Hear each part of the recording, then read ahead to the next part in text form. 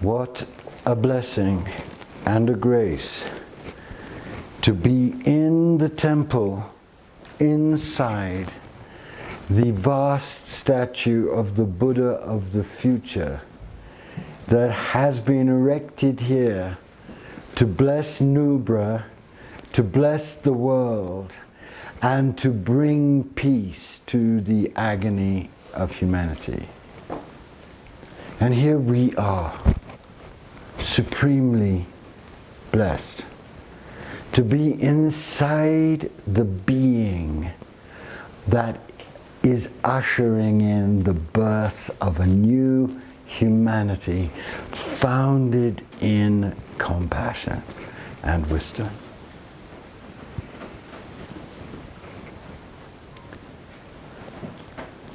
What I'm going to be sharing with you is the supreme practice of compassion in the Tibetan tradition. And I hope and pray that you will take this practice into the core of your being and use it in your life, because it is a practice that I myself over 40 years have found to be absolutely transformative. It is said in the Tibetan tradition that if you practice Tonglen deeply and relentlessly and constantly, it will transform you into a Bodhisattva. And at the moment of your death, when you take your last breath in, you'll be taking in that last breath all of the pain and the sorrow and the horror and the madness of samsara, to make your next breath on the other side. So practicing this holy and amazing practice of Tonglen that I'm going to share with you slowly, because we're going to go into it. It is nuclear, it is supremely powerful. Sharing this practice with you is the deep dream behind this whole journey. Because for me, everything in this journey culminates in this practice and in the power that it gives you as an emergent bodhisattva to work on your own self, to make it more and more and more radiant and confident and joyful and loving and serving, to work on the pain of others in the invisible realms, and to work on the agony and madness of the world. This is the practice the Dalai Lama does every morning for the Chinese and for the world. And I just want to tell you a story from my own life. 15 years ago I was in South Africa. I work with the white lions and do everything I can to try and preserve them, because they are the Dalai Lamas of the natural world and bringing in a great force of love. And I arrived in the early morning and said to my friend who I was with, I've never felt better. At 12 o'clock my gallbladder burst and I was in the middle of nowhere and had to be taken over very bumpy roads by a taxi driver who was on crack listening to rap music, which amused me immensely because I always hoped to die to Kalas or to medieval polyphony, and here I was dying in the cab to rap music. But I found something amazing which gave me hope for my own progress, which was that at the moment that I could tell that I was actually dying, I kicked in without any reserve and immediately into Tonglen, because I'd been doing it for so long that at the moment when I was most exposed and vulnerable, I wasn't afraid. I was determined to use this pain, this last moments of my life, to do Tonglen. And I hadn't known that it had settled so deep in my nature, but it had. And there I was, and as I did the Tonglen for the world, I did not leave my body in the conventional sense, and I didn't go through the tunnel of light. What happened is that nothing happened except that I stopped being Andrew and my completely colorless, empty, spacious consciousness started to expand and embrace everything very normally. So I experienced the power of enlightenment through Tonglen when I was dying. So that's why I'm teaching it with the great passion I'm teaching it, because it is so sacred and so holy and so powerful. The story ended happily because I got to this clinic in the middle of nowhere, a place called Zanin, which will of course be always engraved in letters of diamond fire in my heart. And this half-drunk Afrikaner doctor came out, looked at me and said, "You're dying." And I said, "I know." He said, "Don't worry, I'm going to save you. God knows why." And immediately we became buddies. He said, "Take your clothes off and get on this horrible little steel trolley." And they worked for 6 hours to save my life. But because of the practice of Tonglen, I was in a state of complete acceptance, complete joy, complete fulfillment. I had known that this could be possible, but I hadn't imagined that it could be possible to such an idiot as myself. But it was. So if it's possible for me, why shouldn't it be possible for you? So we're going to go into this practice gently, and I'm going to give you the complete instructions so that you can use it always. The first thing I want to do is to read the prayer that Shantideva writes in the Bodhicharyavatara, the way of the Bodhisattva. The prayer that out of his own immense compassion, he gives to the world, the prayer that the Dalai Lama starts his practice with every day. The prayer that those of us who have taken on this vow make every day. And it is a prayer of enormous beauty and enormous, intense challenge to the ego.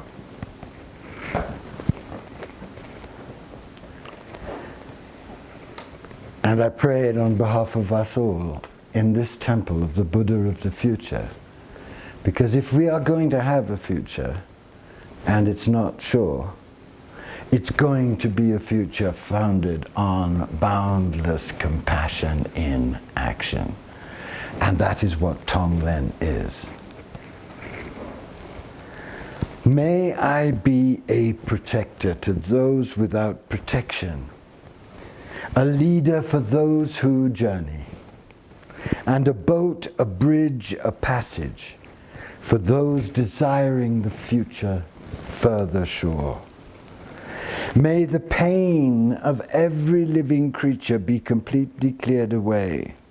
May I be the doctor and the medicine. And may I be the nurse for all sick beings in the world until everyone is healed. Just like space and the great elements such as earth, may I always support the life of all the boundless creatures.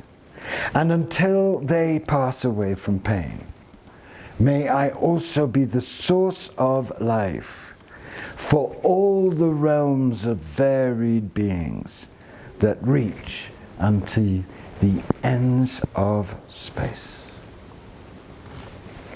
There is no other prayer in mystical literature as vast, as immense, as in the highest sense dangerous, as beautiful, as magnificent as that prayer.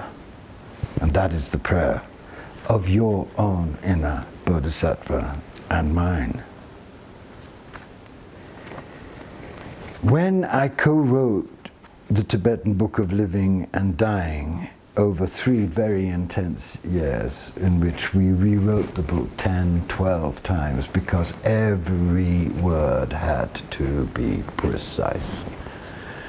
Because this book is the distillation of the highest Tibetan wisdom on both living and the process of dying.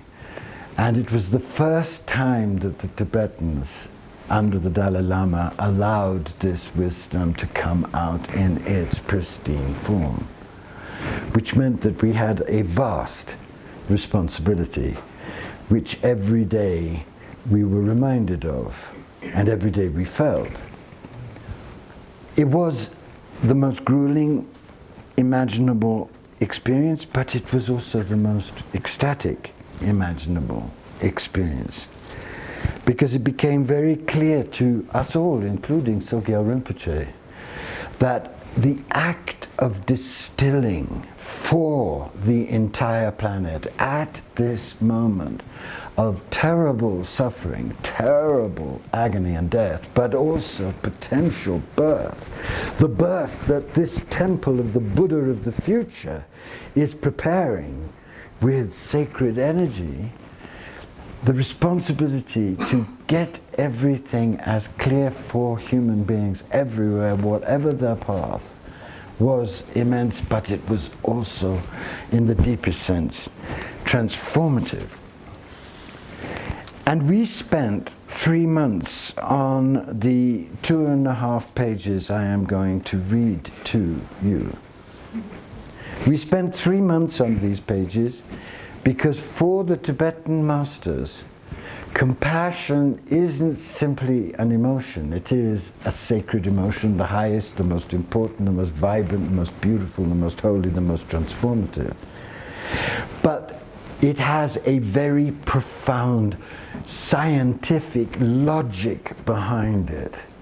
And when you feel and know that logic, knowing and feeling that logic gives you even greater passion to cultivate the highest and deepest compassion. So that's why we spent 3 months testing every word, every link, in the hope and in the prayer that when people came, as they came in their millions to this book, all over the world, when they came to this passage, they would know not only that compassion is essential for an awakened life, but that it has behind it a logic that leads to total freedom and total liberation. So in the presence of the Dalai Lama and in the call of the Buddha of the future, and with the grace of my masters and with the grace of all the Buddhas and Bodhisattvas of this sublime tradition, I invite you tenderly to listen to the logic of compassion.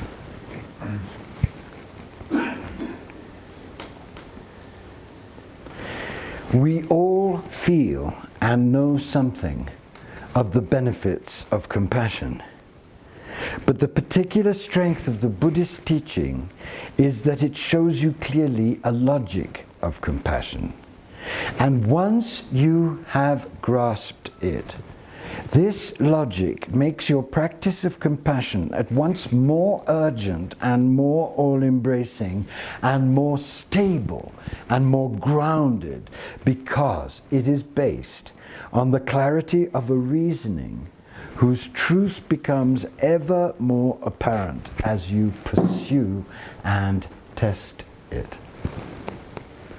We may say, and even half believe, that compassion is marvelous, but in practice our actions are deeply uncompassionate and bring us and others mostly frustration and distress, and not the happiness we are seeking. Isn't it absurd then that we all long for happiness, yet nearly all our actions and feelings lead us directly away from that happiness? Could there be any greater sign that our whole view of what real happiness is and of how to attain it is radically flawed? What do we imagine will make us happy? A canny, self-seeking, resourceful selfishness? The selfish protection of ego, which can, as we all know, make us at moments extremely brutal? But in fact, the complete reverse is true.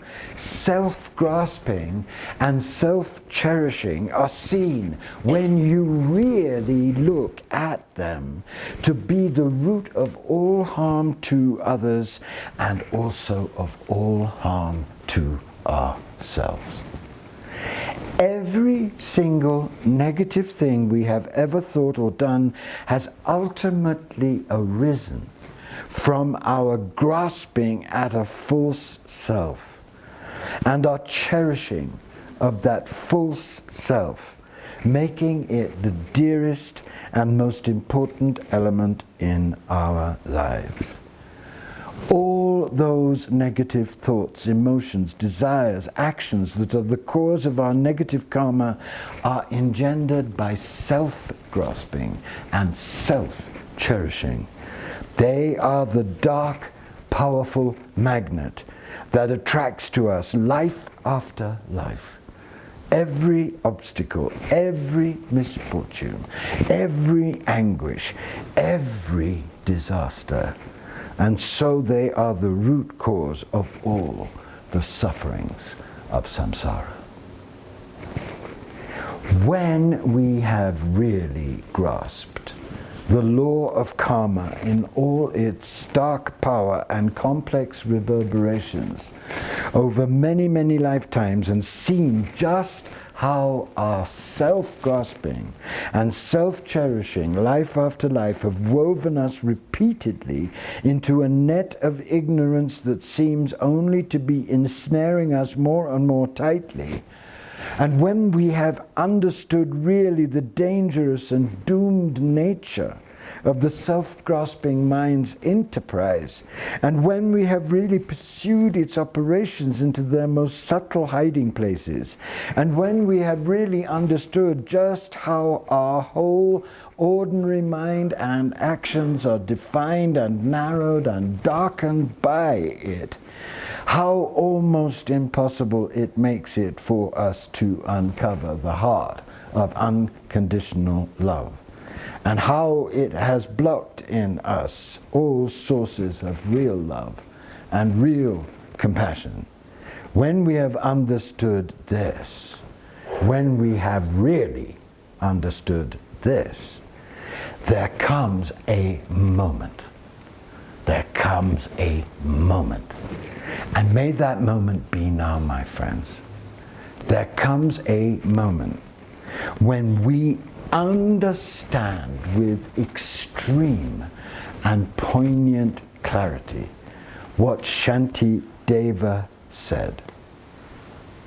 If all the harms, fears and sufferings in the world arise from self-grasping, what need have I for such an evil spirit? If all the harms, fears and sufferings in the world come from self-grasping, what need have I, have you, have each of you, what need have we for such a great evil spirit? And a resolution after this moment of extreme and poignant clarity is born in us to destroy that evil spirit, our greatest enemy, far greater than any other human being. And with that evil spirit dead, the cause of all of our suffering will be removed, and our true nature, in all its joy and peace and spaciousness and dynamic generosity and creativity, will flame out. You can have no greater ally in this war against your greatest enemy, your own self-grasping and self-cherishing, than the practice of compassion. There's the logic. You see that you've been doomed life after life to live in this net of ignorance because of your clinging to the false self. Through examination, through deep, naked, honest, illusionless examination, you realize just how much suffering this has caused and what it has caused you and others. And you come to that moment when you realize, oh my God, I don't need any greater enemy than this obsession with grasping to my full self what I feel it needs. So it is compassion, dedicating ourselves to others, taking on their suffering instead of cherishing ourselves, that hand in hand with the wisdom that realizes egolessness, destroys most effectively and most completely that ancient attachment to a full self that has been the cause of our endless wanderings in samsara. And that is why, this logic is why, in our tradition, we see compassion as the source and essence of enlightenment and the heart of enlightened activity. And as Shantideva says, and these two astounding quatrains are at the absolute core of the entire training of the Bodhisattva heartline. So listen to them and let them ring in your beautiful, naked, holy, kind, generous, wise souls, the souls that I've met on this journey. Now that we are here in the center of the mandala, in the temple of the Buddha of the future, in the most glorious, spacious, open, naked, splendid valley on earth, let's listen. Let's listen. All of us. The childish work for their own benefit. The Buddhas work for the benefit of others. Just look at the difference between them. The childish work for the benefit of themselves, and the Buddhas work for the benefit of others. Just look at the difference between them. If I do not exchange my happiness for the suffering of others, I will not attain the state of Buddhahood. And even in samsara, I will have no real joy. So if all of us on this journey do not exchange the happiness that we have from happy marriages, from enough money to travel, from the extraordinary blessing of having received immense and great teachings on this planet, if we who represent the most privileged in every way on the planet, not just money, but in terms of the joy we have and the support systems we have, if we cannot and don't on this trip make a shaky but passionate commitment to exchange our happiness for the sufferings of others, who will we be? Who are we? Who have been given so much, and so much in our lives, and so much here in this light mandala. To realize what I call the wisdom of compassion is to see with complete clarity its benefits as well as the damage that its opposite has done to us. We need to make a very clear distinction between what is in our own ego's self-interest and what is in our ultimate interest. It is mistaking one for the other, from mistaking one for the other, that all our suffering comes. We go on stubbornly believing that self-cherishing is the best protection in life, but in fact the opposite is true. Self-grasping creates self-cherishing, which in turn creates an ingrained aversion to harm and suffering. However, harm and suffering have no objective existence. What gives them their existence and their power is only our aversion to them. When you understand this, you understand that it is our aversion, in fact, that attracts to us every negativity and obstacle that can possibly happen to us, and fills our lives with nervous anxiety, expectation, and fear. Wear down that aversion to non-existent suffering, and wear it down by wearing down the self-grasping mind and its attachment to a non-existent self, and you will wear down any hold on you that any obstacle or negativity can have. For how can you attack someone or something that is just not there? It is compassion then. That is the best protection. And it is also, as the great masters of the past have always known, the source of all healing. So I invite you to let those fierce but holy and beautiful words in their clarity really penetrate you. And allow those fierce and penetrating words to really make clear as daylight to you that when you and I grasp after our full selves, try to do whatever we feel we need for ourselves, we may think we're being massively intelligent and wise and winning the great game of life. In fact, what we are doing is keeping alive the phantom of the grasping mind, which in turn attracts to us all the pain and negativity and suffering and misery of our life, and traps us in a net of ignorance which keeps us miserable, stupid, cruel, unhelpful, useless, and unable at this time in the world's history to do what we are all being called to do, which is to give from a joyful, free mind all of our inner and outer skills to help and succor and serve and encourage and impassion and inspire a humanity that is committing suicide.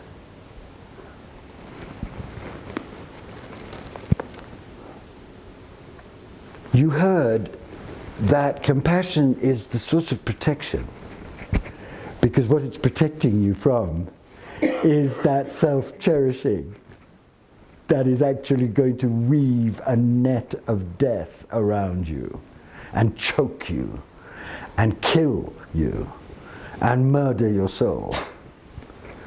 So every time you take that extra leap and summon up that extra energy to give, to love, not to react to somebody who irritates you, but to flood them with lucid truth and love and kindness and encouragement. Every time you stop thinking about your busy, so important lives and remember the face of the homeless person on the street and go back to the place where that homeless person is begging and gives them with love, and give them with love at $20. Every time you step out, you are actually not only enacting awakening, you are protecting yourself, because you are taking away from that horrible strength that possesses us through the ego, always, to be thinking just of our non-existent, false, grasping, doomed, ignorant, sad, miserable self. How amazing. The beauty of this particular kind of analysis, I know you're getting it, I know it's seeping through to you. The beauty of this kind of analysis, this kind of fierce, tender Buddha analysis, is that it doesn't sit on a lovely throne and say, be compassionate, darlings. It's such fun. It's so beautiful. You must try it. It's just wonderful. And nor does it say, God is compassionate, be compassionate as God is compassionate. It says, compassion is the oxygen of your survival. Compassion, repeated, relentless, true training in compassion, giving of yourself in compassion, is what is going to save you from yourself, from being trapped in that terrible solitude of the false self. And that gives a much more urgent push to the practice of compassion. The Tibetans are not sentimental. Their whole purpose is to rescue us. And nothing rescues us more completely than a commitment on every level, in every moment, to be as compassionate as we possibly can, despite ourselves.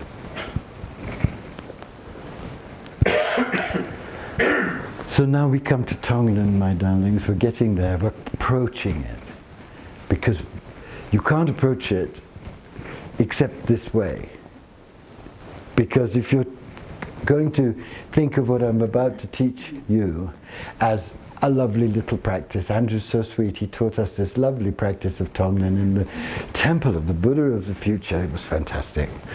Don't do it like that. This is not about a lovely practice. This is a nuclear practice that can save your life and liberate you and allow you to be a conduit of Buddha love energy to the entire world. Sitting wherever you are, in your bank, in your therapist's office, in your garden, it's all available. You can act in the invisible, along the invisible webs of the world with this practice to rescue human beings from the madness that is now clearly devastating the planet. The Dalai Lama doesn't sit sweetly at 4:30 in the morning and do Tonglen on the Chinese just because it gives him something to do before breakfast. The Dalai Lama does Tonglen on the Chinese to rescue them from the horrific karma that they have coming to them for having done the horrific violence that they have done in Tibet and for having attempted to destroy this healing, liberating stream of wisdom that is Tibetan Buddhism. He knows what they have done to themselves, and he sits there in the semi-dark, burning with compassion for the very people who have seemingly ruined his world. Because he knows that when people act like that, they entomb themselves in a false self that in the end will engineer their total karmic annihilation. And he is begging the powers of truth and compassion to rescue them from that.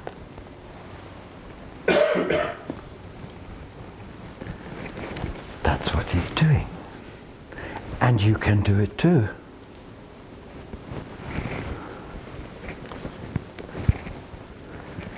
Remember the passage I read you out about logic ended with, compassion is the best protection and it's also the source of all healing. And there are so many healers in this room who know that. And when you have Tonglen to work with, that knowledge will become active power in a way that will stun you. And the being who perfected Tonglen was a man called Geshe Chekawa, C-H-E-K-A-W-A.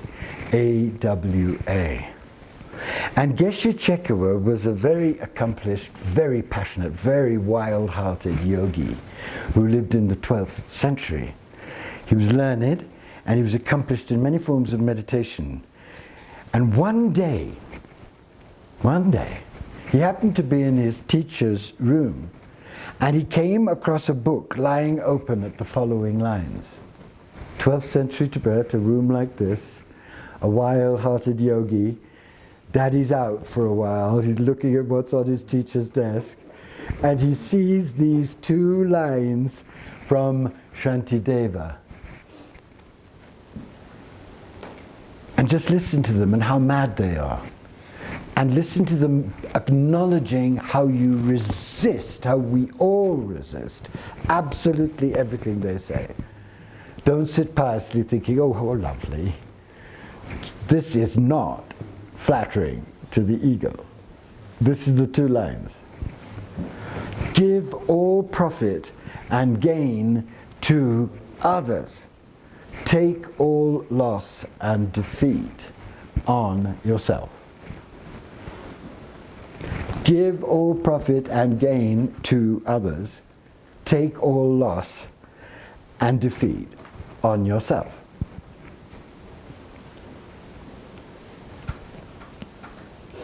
Those two lines run exactly opposite to everything that our rotten, absurd New Age teaches about how we must claim our power and have everything and enjoy it. It's saying something so much more extraordinary. It's saying when you are really spiritually mature and see the suffering of the world, you constantly give away everything that you are in the hope that it can help the healing of such madness and chaos and suffering. And the vast and almost unimaginable compassion of those lines astounded him, and he set out to find the master who had written them. And on his journey he met a leper who told him that this master had died. But Geshe Chekwa persevered, and his long efforts were rewarded when he found the dead master's principal disciple. And Geshe Chekwa asked this disciple, how important do you think the teaching contained in these two lines are? And the disciple replied, such a great reply, whether you like it or not, you will have to practice this teaching if you truly wish to attain Buddhahood.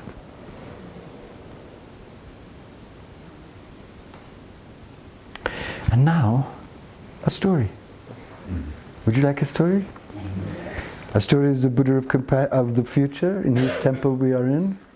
This is the story that is told by the Dalai Lama when he teaches Tonglen. And it's a story about the Buddha of the future. And it's a story about a man called a Sangha who went on a tremendous many-year-long quest to unite with the Buddha of the future. And here we are in the belly of the Buddha of the future. And remember, Geshe Chekwa has seen a leper, right?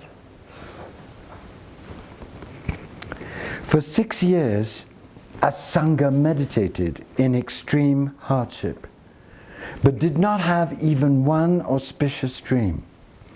He was disheartened and thought he would never succeed with his aspiration to meet the Buddha Maitreya, so he abandoned his retreat and left his hermitage. And he hadn't gone far down when he saw a man rubbing an enormous iron bar with a strip of silk. An iron bar with a strip of silk. A Sangha went up to him and asked him what he was doing. I haven't got a needle, so I'm going to make one out of this iron bar. A Sangha stared at him astounded. Even if the man were to manage it in 100 years, he thought, what would be the point? He said to himself, look at the trouble people give themselves over things that are really absurd. You are doing something really valuable spiritually practice, and you're not nearly so dedicated. He turned around and went back to his retreat. And another 3 years went by. Another 3 years of begging and praying and purifying so that he could have the vision of the Buddha Maitreya.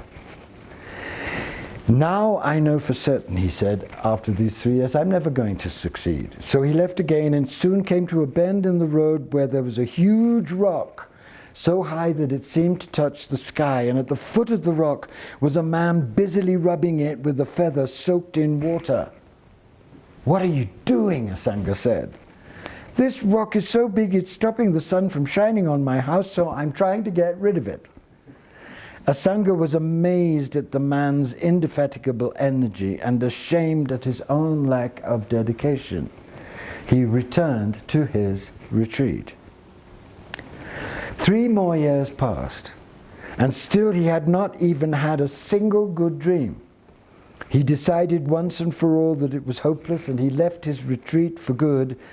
And the day wore on, and in the afternoon he came across a dog. A dog, this is for Linda. A dog, and so many of us, lying by the side of the road. And it had its front legs only, and the whole lower part of its body was rotting and covered with maggots. Despite its pitiful condition, the dog was snapping at passers-by and pathetically trying to bite them by dragging itself along the ground with its 2 good legs. Asanga, seeing this dog, was overwhelmed with unbearable compassion. And he cut a piece of flesh off his own body and gave it to the dog to eat. And then he bent down to take off the maggots that were consuming the dog's body, but he suddenly thought he might hurt them. It's amazing.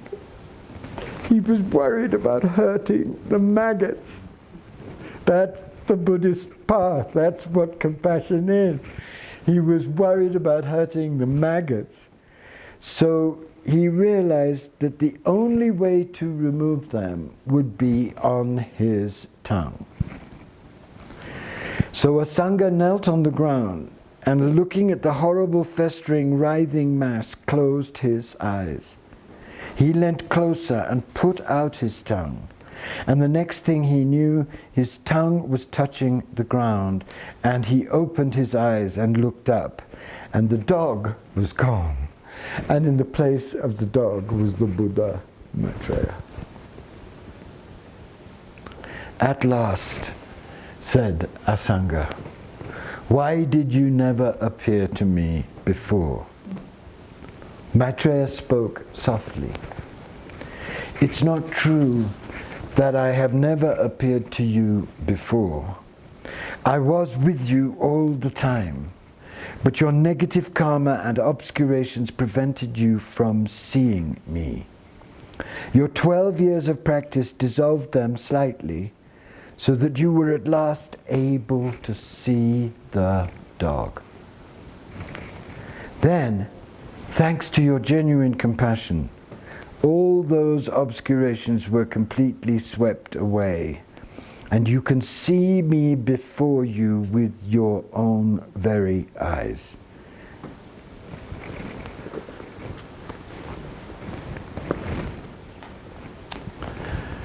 Do you hear? You practice, you practice, you practice, so that you can really see the poor old woman at the side of the road and see her as yourself, not from some superior privileged position, as herself. And you can see her in her dignity and in her raddled beauty and in her nobility and in her courage. And you can burn with the pain she burns with, and feel from that burning pain the compassion that makes you not just give her some money to get her out of your mind so that you can continue on your way to the Taj Hotel, but so that you can truly, truly communicate with the pain that's here, that's everywhere. And that is when you meet the Buddha of the future, because it's that force that will build the future. That is the only future. Right?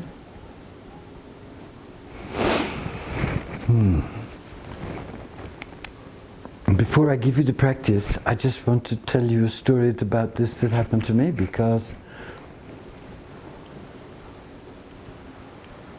I was in a retreat in Tiruvannamalai, and I was on the mountain, and I was in complete silence for about a couple of weeks.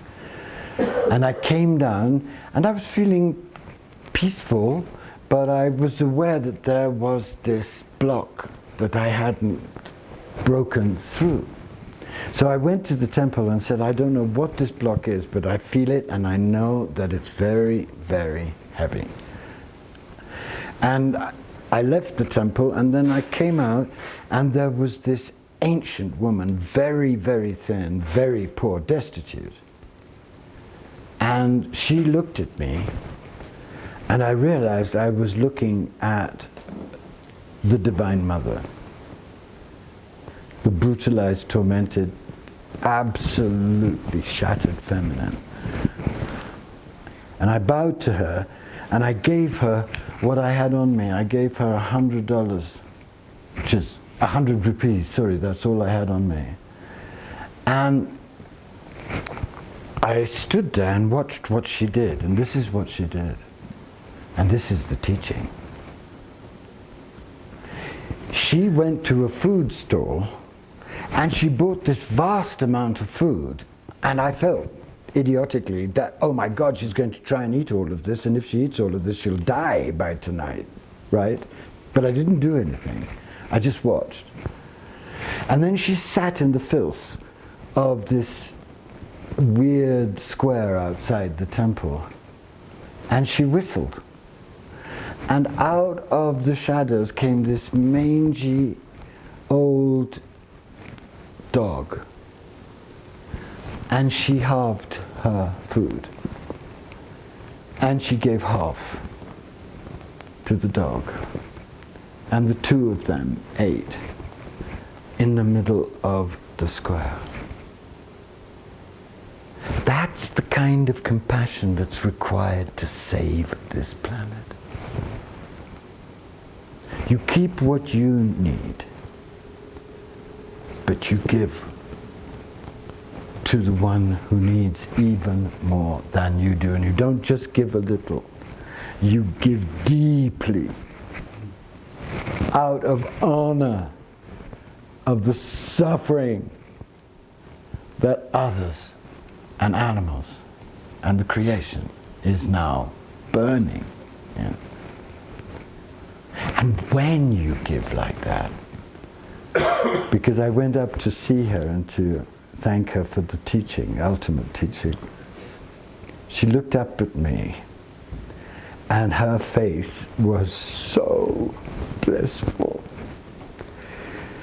She had no money. She didn't know when she was going to eat again, but her whole being was suffused with bliss because she had been able to feed her beloved friend, who was as lonely and abandoned as she was. Yeah. That's compassion. So here is Tonglen. And Tonglen has 4 stages. And what Tonglen means is breathing in the pain and the suffering, and breathing out joy, bliss, peace, strength, Buddha nature. And at this moment, the Dalai Lama will always say, I know you're scared when I say these words, because you feel, since we're all still in the self-grasping ego, that if we take in the pain and the suffering, that we'll somehow be damaged by it. That's the way the self-grasping, self-cherishing ego thinks. If I go down that road on my way to the hotel, I'll see 3 poor people who will devastate my heart, so I'll take the road which is past the fancy bookshop, so I don't have to face it. Right? That's how it works, isn't it? Isn't it how it works with you? Well, that's how it works with me, and I'm sure it's the same way it works with you. That's one thing you get to know. Right? So don't think like that. Don't think that if you're going to take in the pain and give back joy, you're going to be damaged. Because your grasping ego doesn't actually exist. It can't be damaged. It's a fantasy. Your real self is a vast, spacious sky, infinitely vibrant, alive, awake, timeless, eternal. How could anything damage that? The universe could be destroyed in the next second and nothing would change of that. So nothing can damage it. Stop it. And then you do the practice. And it's a very simple practice. Fundamentally, what happens in the practice is that you imagine the other person or the other group of people deeply. You see them with the fullness of your whole intelligence, your whole heart. And you have profound compassion for all the torment they are in. And you imagine that torment like a great big ball of black smoke coming out literally of their belly, and in that viscous, nasty bag of black smoke, it are all the different obscurations and difficulties that have created their suffering. So you imagine that big black ball of smoke coming out of the belly of the person you're doing Tonglen for, or the force you're doing Tonglen for, as you'll see. And you imagine yourself as having a Buddha heart of infinite, vibrant, spring light spaciousness. This is like the light outside, that cloudless light. And you consciously take that big black ball into your sky heart, and you watch it dissolve completely until there is nothing but spacious, quiet, serene, ecstatic, tender, blissful light. And from that place, and that power given to you by your Buddha mind, you imagine the person irradiated by healing and joy. You have taken from them everything that is tormenting them. You have dissolved it in the core of your infinitely spacious heart-mind. And in the last act, as you'll see of the practice, which we're going to do in 4 stages, in the last act, from the depths of your love, you imagine them totally healed, totally flooded with joy, totally invigorated with hope in the deepest way. Isn't that amazing as a practice? And what happened, to go back to Geshe Chekwa, there is a purpose in my wanderings. What happened is that when he saw that leper and came to know that there was an epidemic of leprosy all around the area, he went into his room and he practiced Tonglen for the lepers, and all of them were healed. He took their leprosy into his heart in the big black smoke, and he gave back healing. And he realized this miraculous power that's in this practice, and in those 2 lines from Shanti Deva. Those 2 lines are the journey of Jesus Christ also, aren't they? They're the journey of every heroic being that's been on the planet, male or female, that has come to the moment when he or she sees the agony and is prepared to give away everything, to do anything to heal it. And in that, that's when you start to be free of your false self. Because you're no longer thinking at all about you, only about the pain you see. Amazing, isn't it? But what's amazing about this practice is that it gives you a technique to work with when that feeling arises. And I'm going to give you the instruction now, and I won't take too long over it, but we're going to practice it together before we leave Nubra, somewhere amazing, so that you can truly start learning how powerful it is. So in the first part of the 4-part practice, you do it on yourself. Because everyone in this room, including myself, obviously, is aware of 2 things: our hunger to be compassionate and our terror at being truly compassionate. And the blocks that come from our karma, from our mistakes, from our negative actions. We're all wise people. We know that we're half sane and half crazy. And we also are very psychologically astute people, so we have a deep sense where these wounds have come from that keep us so boringly trapped in our false selves. Right? Look around at this room. You couldn't have a more intelligent and sophisticated and generous group. And we're all aware of what's stopping us, giving ourselves away to the great birth of what we're asked to participate in.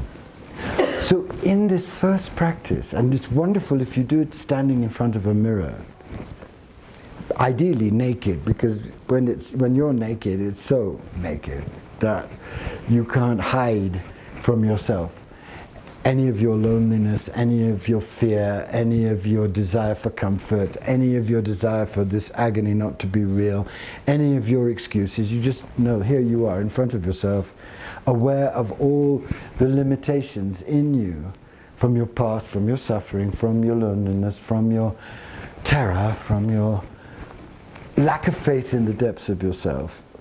And you don't judge yourself because you're just another lunatic in the lunatic asylum called humanity, right? But the brilliance of this practice is that the person looking into the mirror is your Buddha self. The reflection in the glass is your karmic biographical self, the nutcase, right? So you have in that gap between the person looking into the mirror and the reflection in the mirror, you have that gap between who you really are and the disheveled lunatic that you're appearing at this moment. So immediately there's a kind of comedy happening, a kind of divine comedy.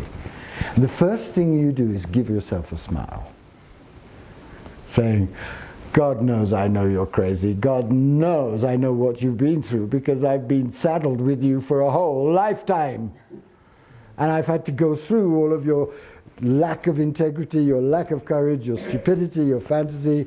I get it, I love you. We're stuck in this game together and how wonderful, and I'm going to help you because you're my buddy, right?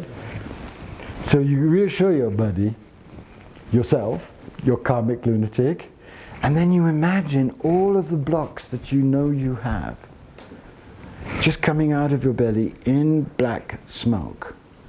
And you take it into your vast, spacious heart. You imagine your heart as a spring sky, and you dissolve them. And if you're good at the practice, and it's very exciting, you name them. So you say, this is my pride, this is my vanity, this is my desire to be rich, this is my desire to be very famous and better than anybody else, this is my desire, whatever the desire is, and you, without judging them, you just dissolve them. And you wait for the moment where the black smoke is gone completely, and then you look at yourself in the mirror, and you love the hell out of yourself. You just radiate back to yourself. And it's wonderful to speak.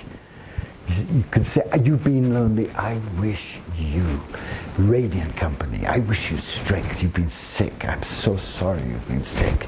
But I wish you strength, and I'm going to empower you, flood you with strength and joy and happiness. And you end the meditation with this wonderful meeting from the Buddha self and the actual self mirroring each other in joy. You see? It's fabulous. you'll become addicted to it when you get into it, which I hope will be now. We have camps to help you concentrate. Because it's so wonderful. And then the second practice is that you do it on somebody you love very much, who's going through a lot. I mean, married couples, it's wonderful. You know your partner's always going. Everybody in a marriage knows what the other is going through. So it's a wonderful. You love the person, so do it on them, and you imagine all of their suffering and difficulty, which you know a lot about, coming out. And because you feel great, great, great compassion, the black smoke dissolves easily, and you feel this enormous joy that you can, in this sacred way, help the person that you love the most on the earth by dissolving their blocks, which you, as their husband or their wife or their lover or their partner, you know so well, because you live with them, and you don't judge them, but you know them, and you can help in this invisible alchemical way, help them. It's fun. You can do all kinds of things behind the veil, and they'll never know. It's part of the great joy and you see the results, and you giggle, because you realize that your commitment to seeing their blocks and working on them without demonizing them, not judging them, just naming it and working on it privately, never telling them, out of love, has an immense impact on the relationship and on them. It's magic. Okay? So you end by seeing them completely happy, completely liberated, and I have to say sometimes completely as you would like them to be. You know, as you know them to be at their best moments when they've made you most happy. So you're allowed a little bit of naughtiness at the end. And now you are ready for the really tough work. And I will just sketch these because we'll go into them more deeply later, because I know you must be tired. This is a big teaching.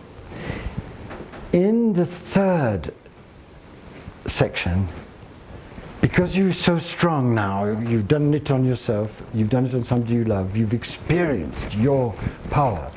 You take somebody who has really caused you misery. And this isn't just irritation. Don't just take somebody who is pissing you off at the moment. Take somebody who has been your enemy and has done you savage, terrible harm in your life. Someone whom you know has wished you dark, and you felt the pain of it. And it'll be very difficult initially, because you think, oh my God, the last person I want to relieve of their misery is this guy or that woman. But then you'll realize something. That when you come to think and feel your enemies as your greatest teachers, because they teach you patience, they teach you compassion, and they bring you to this moment where, despite yourself, you want your love to heal them of what made them want to kill you. When you realize that they played the most extraordinary function in your life, because without them you would never have been brought to a moment where you could taste the depths of your unconditional compassion, Buddha nature, then you'll start to see samsara for what it is. You'll start to see, they were placed there because without them I could never have made progress. And you bow to them. They become the greatest friends of your path. And when that vision starts to dawn, then you turn to that person. And because true suffering, horrible suffering, has made people very intimate, you know that person very well. You know exactly how they tick. And you also know all the traumas. You can intuit the traumas that make them act in those savage, mean, cruel ways. And suddenly, released from your own terror of them and your own rage at them, you can hold them in this burning, tender embrace. and really imagine all of their suffering coming from them, you dissolving it and sending back to them the highest joy, the deepest love, the most strength imaginable. And when you do that, you will understand something, and it will make your head spin with ecstasy. You will understand that when you do that practice sincerely, you are ending the karma. It's over. Whatever brought that being into your life to cause you that pain, which could have killed you but pushed you forward, if you can come to the moment when in Tonglen and through the grace of the Buddhas and the Bodhisattvas, when you can feel nothing but deep love for the person who has caused you the most pain in your life, at that moment you'll be given by the universe the sign, which is rapture, that whatever came together in that configuration, it is over. It's over. It's over. You're free. But you're only free when you find the burning compassion to bless them. Knowing that what they did to you was terrible, but knowing that it also played the part in your life it had to play, to give you the agony that freed you, that made you look for the truth. This is a tremendous teaching. The Dalai Lama always says that the Chinese have been his greatest teachers, because without the Chinese he would have never evolved unconditional compassion. Without the Chinese he would never have evolved patience to the extent that he has. I mean, to the vast extent that he has. And without the Chinese, he would never have been able to give these teachings to the world. So he bows to the Chinese as his teachers, his supreme teachers. That perspective changes everything. And in the last part of Tonglen, this is something that Sogyal and I and Patrick worked on, and we also asked His Holiness if we could do this because of the agony of the time. And His Holiness said, yes, of course. In the last part, you turn to a group of people on the planet who you know are killers, murderers, incredibly dark. And don't have any illusions, the planet is full of extremely dark people doing consciously terrible things. They know that they're killing the environment, they don't care. They know they're destroying democracy out of greed, and they don't care. They know that their addiction to power is causing unspeakable misery to the animals, and they don't care. So don't be sentimental about these people. They're not just waiting to read Andrew Harvey to become enlightened, or just meet a nice Rinpoche and they'll go back and give their mega billions to the poor instead of investing in guns in Saudi Arabia. No, they're not going to do that. We're stuck with them. And they're us. But we can work on them. That's the beauty of Tonglen. The amazing thing about Tonglen is that you can work on the people you are most and rightly terrified of. So what you do is you imagine, I'm working a lot on the Republicans at the moment because I am quite simply terrified of their power to destroy democracy. And I know that if they destroy democracy in America, that's the end of the planet, because an authoritarian set of governments will never deal with the major problems. They will be kleptocracies, they will be enriching themselves and claiming power for a few people, and the world will die. So this next election is incredibly important. And Trump is a demon, he's a demonic force. We need to respect that and not just pretend that we're dealing with normal reality. We're not. We're dealing with radical evil. And we need to bow before it, and then we need to use these sublime spiritual tools to deal with it. So what I do is I get my 5 favorite Republican demons all in a row, and the major one in the middle. And I imagine all the horror and the suffering that's gone into that psychosis. I've spent a lot of time reading about Trump's childhood and speaking to people who've known him. And while I do think he's the most dangerous human being on the planet, I also know that a lot of pain and sorrow and craziness has made him that. And that doesn't stop me wanting to eliminate him. Put him in a nice orange jumpsuit, the colour of his hair, and lock him away with a TV for the rest of his life. No, it doesn't stop me wanting to do that, but it does make me heartbroken for what has shaped such monstrous cruelty. Right? And that's the only enlightened approach, isn't it? So when you turn to this group of people that have truly, truly terrified you night after night, because I know all of you have bad dreams, because you're all intelligent, you know that we're facing the potential end of everything if these people get power, and they have so much already. If they get more, it's unspeakable what can happen. But bring them in and concentrate in your deepest heart on what has shaped them to be what they are. And you'll get incredible information. You get information that will stun you.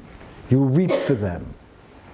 You'll weep because you'll know that their choices are the most damaged and made impossible choices, and what they're choosing, even if it could destroy the world, and it could, will destroy something so precious in them which they've never even recognized. And that gives that burning compassion. And at that moment, when you feel that, you imagine all of that suffering coming out of that group in a huge big black ball of smoke, and you stretch your Buddha awareness across the universe, and you claim the grandeur of who you really are, and you say, I will take this, and I will dissolve it in my radiant sky-like heart, and I will send back to these people who terrify me. I will send back to them healing, love, the desire that they can know the truth, the desire that they can live in true joy. And then you dedicate the whole practice to the liberation of all sentient beings. And at the end of that 4-part practice, you'll feel so empowered. Not in an egocentric way. You'll feel so elated that there lives in you an unconditional force of compassion that patiently, relentlessly can transform the dark into the light.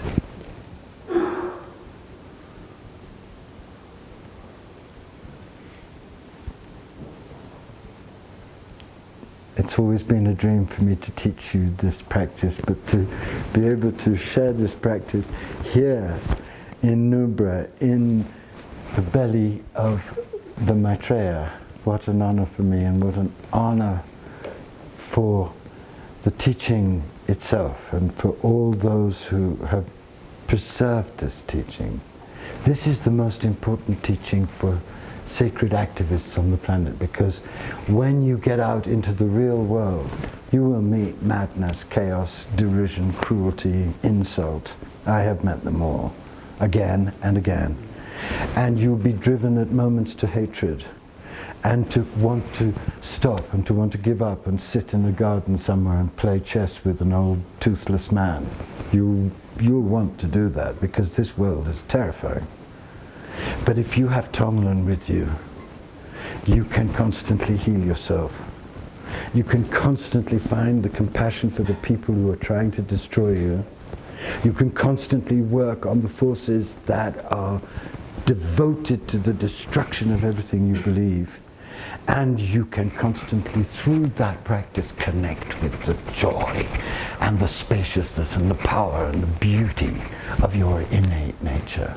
And that keeps you not only going, it makes you resplendent and undefeatable. And that's the way of the Buddha and the Bodhisattva. That's our way. That's the way of the future. That's the way of the Buddha of the future. May all our thoughts be Tonglen, may all our acts be Tonglen, may all we devote ourselves to for the rest of our lives be our commitment to transmute great suffering into great compassion and great beauty and light. Thank you, darlings. Thank you.